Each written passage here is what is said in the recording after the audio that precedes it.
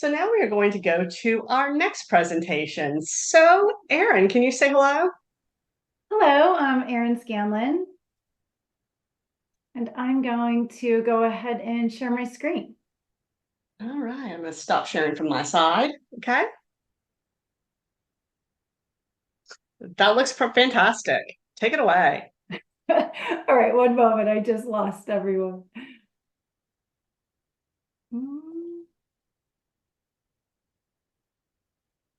It looks Okay. good on my side.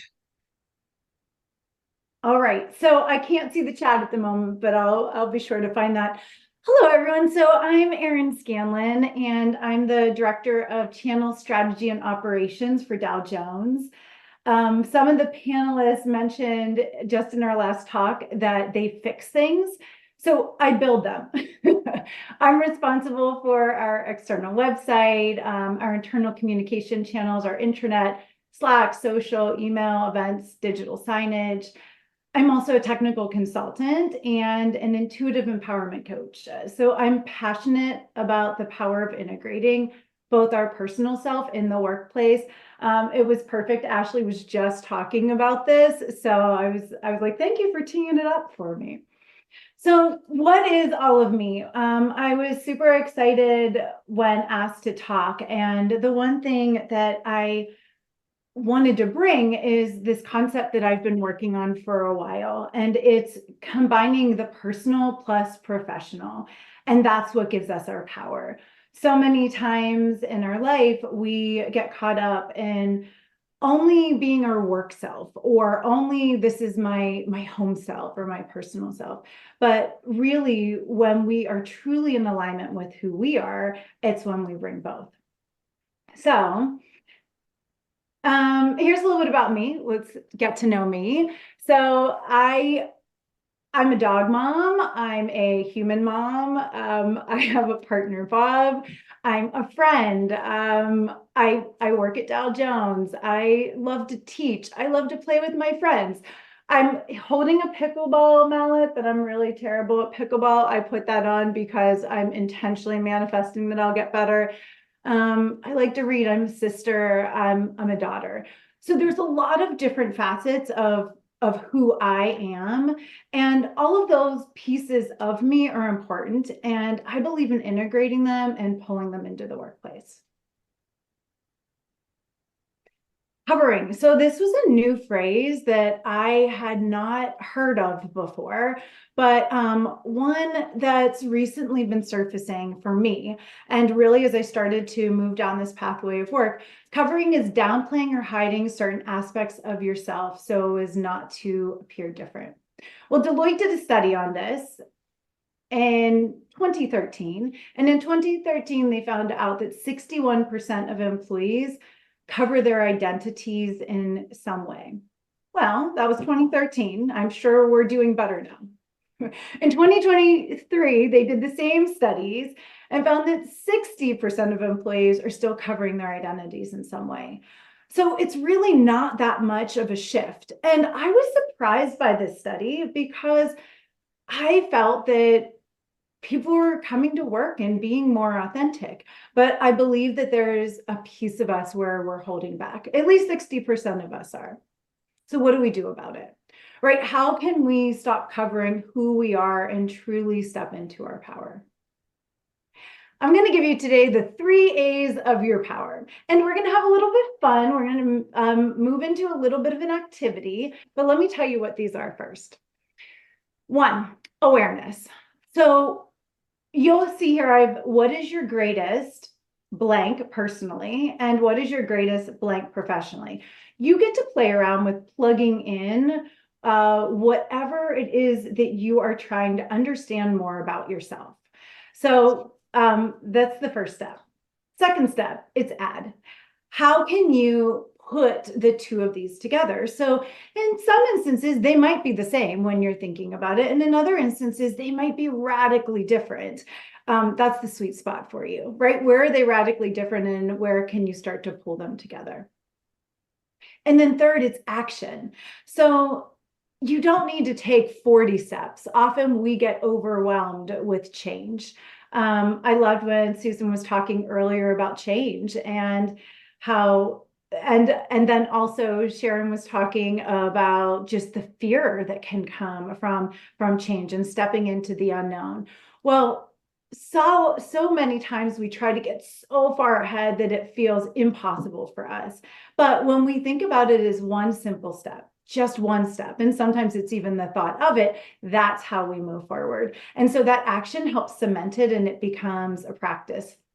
You may have seen on one of my previous slides, I'm a yoga teacher, and I always tell my students the best thing that happens is when you fall out of a pose. And they're like, oh, not really. I'd rather just stick and land that tree pose. But it's in the falling out that your muscles learn new shapes. It's in the falling out that you develop new strengths. It's in the falling out that you're able to release some of the fear and the judgment that comes up. So it's giving yourself permission to commit to a step. Okay, so now we're going to try it on for size. So maybe you've got a pen. We were just talking in the last panel about writing things down. So maybe you have a pen, maybe you have a piece of paper, maybe it's your phone, and maybe you're just going to use your brain. Any of those items are just fine. But I want you to think about what is, and this is a pretty broad topic. So we're filling in the blank with the word strength. You could fill in anything, but we're going to start big. So start to think about what is one of your greatest strengths personally. And if you're having a moment of panic, you're like, oh my gosh, I don't know. What is my greatest strength personally? You can always go to the Google. That's what I did, right? So I went to Google, I grabbed a list. I literally looked up greatest personal strengths, and I felt they were a little too clinical. So I even said, make it more fun. So take a look at this list. There might be one that's on your heart that already has come to mind, but if not, see if there's one here that resonates and just jot it down.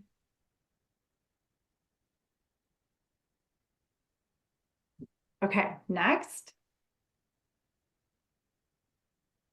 So now let's think about what is one of your greatest strengths professionally?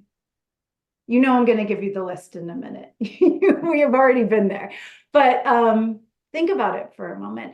And if it's something you've never thought about, you're doing the first step, right? You're in that place of awareness. You're asking yourself the question. You're getting to know yourself a little bit more. Okay, here's some ideas. And also, don't feel limited if you're looking at this list and all of a sudden you're like, oh my gosh, I think I can do every single one of these. That's equally great. Okay, so next up is let's practice. So the 3 A's, awareness, right? The first part is awareness. The second part is adding it up, putting it together. And then the third part is action, commit to one action. So for me, from an awareness standpoint, I sat with it and I said, well, one of my greatest strengths is connection. I believe in connecting first with myself, with my higher self, also with the people around me, with my team. I love my animals, right? I love to connect. And then I thought about what is one of my greatest strengths professionally, and I'm a great strategist. I love to plan. I'm one of those people who get really excited about lists, like you might be one of them as well. I love them. I love them. So those are just 2 strengths, right, that come to mind for me. Add it up, connection plus being strategic. And now I've got to find one way in the workplace that I can put these together. So, and I'm going to have to tell you that the panelists, when they were talking about, it may have been Sharon that was talking about agenda. And then I think a few others did as well. We also talked about icebreakers too. So that's what I did for my example, connection, right? Let's kick off the meeting with a fun icebreaker. Strategic. I love to have an agenda for meetings because it's the way that I can be the most respectful of other people's time and still accomplish the goals. So by having an icebreaker that maybe starts in the first 5 minutes, this is one of my new favorite icebreakers, by the way, if you're looking for one. You ask people if they're a morning or a night person.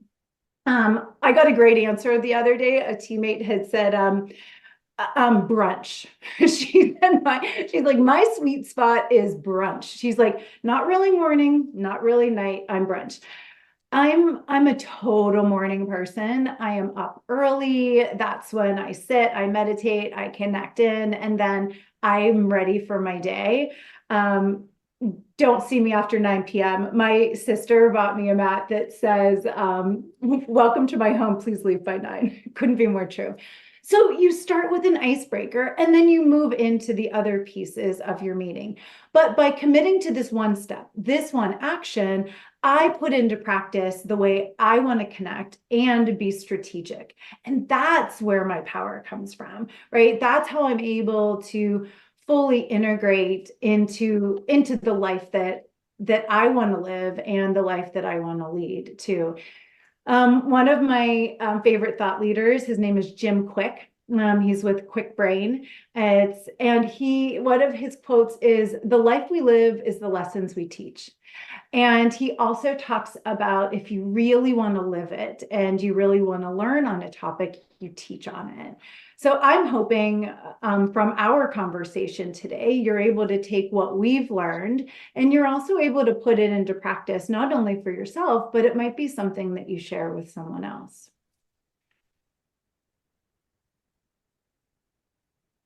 Okay, so, and I really wanted to leave more time for questions and for us to talk through some of these other pieces. So remember your 3 A's: awareness, add, and action. It's some of the best ways that you can bring your full self into work. How can we really start to shift away from covering, from losing the piece of ourselves, and from also when we are at work, finding the ways that we can feel the best richness and the best success is by bringing in all of us. And it's really when we think about our goals and our career path and what we want to do in our life, it's by bringing in all of the components of who we are. Right. So all of me, power plus professional is really how you step into who you truly are. And you can go to scanlonconnections.com. That's where I have some of these slides listed. I'll just pull it up really quick. At the top, you'll see that there's a featured topic, all of me. I have some of these slides and some of these practice examples for you. Okay, so Ginger, I would love if we want to open up the bridge and I can take some questions, because maybe we have a little bit of a conversation on this topic, or if it's even then in the chat. Well, thank you so much for this. Yes, and Erin, thank you for your presentation. And just a reminder, if anyone would like to ask Erin a live question, you can raise your hand and I can unmute you. But after that, please keep all these questions coming into the chat. So our first question came from Danielle, and she says, what advice would you give to someone that does not have confidence in their powers? Oh, then, okay, I'm going to come right back to the tree pose I was talking about. It's practice. It's absolutely giving yourself the opportunity to try something and see what you think. Whenever I'll use yoga, right? So whenever I teach tree pose, I always talk about the first step is the kickstand toe, right? So if you're not familiar with tree pose, one foot's planted, the other leg is peeled open, and your toe can start on the ground. So you start where you are, right? If you were going to step into a gym and start lifting weights, you wouldn't go for the 20-pound, you'd start with the 3-pound. So it's about starting where you are and building that confidence within yourself. And confidence is not a character trait. It's a muscle. It's a muscle. It's a skill set that we get to develop. So what I would say is, what is one thing that you can think of that you do feel really confident in? Let's say that you always make fantastic buffalo chicken dip, right? Wherever you go, people are like, can you please bring the buffalo chicken dip? It is delicious. So think about the things that you do feel really confident in yourself. The first time you made it, did you knock it out of the park? Probably not. You probably made it, and then you worked on perfecting it, and you tried little things each time, and then you develop that confidence, that muscle. So if you don't have the confidence, it's great. You're just taking that one step to get there, and each one will give you more and more confidence. Well, thank you. All right, I think we have time for a few more questions. Yeah. And Kayla says, I always find it interesting to find the intersection between who I think I am and who others do. I usually Yeah. find that there's very little overlap. Is it bad that I'm showing Um, myself in a way that I don't even see myself? no, but isn't that fun to unpack? Right? And here's my question for you. And so think about it like this. Do you think it's bad? Something's only a problem if you think it's a problem for yourself, right? So do you wish, if there's this disconnect of the way others see you and the way you see yourself, does it mean that you're perhaps not showing your full self? And can you look at both? If people see you in a way that you admire, sweet, right? You lean into it. If somebody might see you in a way that might not be the way that you're representing, then again, it's just data. It's all data and it's information. And then it really comes back to that power of choice that then you get to choose what you want to do with it. And so if there is that disconnect, what are ways that you can start to get closer and lean more into who it is that you're becoming? Because change and growth happens each time that we make little tweaks and little steps in ourselves. Well, that's wonderful. Thank you. All right. Well, and a few more questions. Let's see. Emily says, do you have any recommendations for how to get others in your workplace on board with bringing their full selves to work and being more open? Oh, yeah. So that's good, because you also, I'm a Reiki practitioner, and two of the Reiki principles, one is where it talks about like, just for today, I honor myself, my truth, and just for today, I honor each person and their truth. So you can't change someone else. You can't, right? And wouldn't it be great also if everyone just followed the manual that we've created for them? It would make our life a lot easier. Sometimes the relationships, our work relationships, our personal relationships that come into our life, they're also our assignments. So we have to, the best way to maybe bring someone else along is to lead by example, right? To show them the power of what you are doing and how it feels. And you can offer, right? You can offer different ideas and different opportunities for them to connect and for them to step into their own power. But if they don't want to, that's their choice. And that's exactly where they are. And maybe you might not see what happens from you planting the seed, but perhaps that's what you did. Maybe your role and their pathway was just to plant the seed, and they'll remember that and it might come back to them. Well, that's wonderful. Well, I guess our final question, someone said, where do you teach yoga? Oh, I live in Canonsburg. I live in Canonsburg, Pennsylvania, and I teach yoga and some other fitness classes. So yeah, connect with me on LinkedIn. I'm so excited to be involved with the Pittsburgh Women's Leadership Conference, because I wasn't familiar with this network, and now I can't wait to be more involved. Well, thank you so much for your time. Well, before we move to our next presentation, any final words of wisdom for all of our viewers today? Yeah, I would just say that, and be true to you, right? Don't allow yourself the awareness. If you don't know who you are, don't be afraid of that. In fact, be excited that you don't know who you are. It means you're about to embark on a really exciting journey. Well, thank you so much for your time this afternoon. Thank you.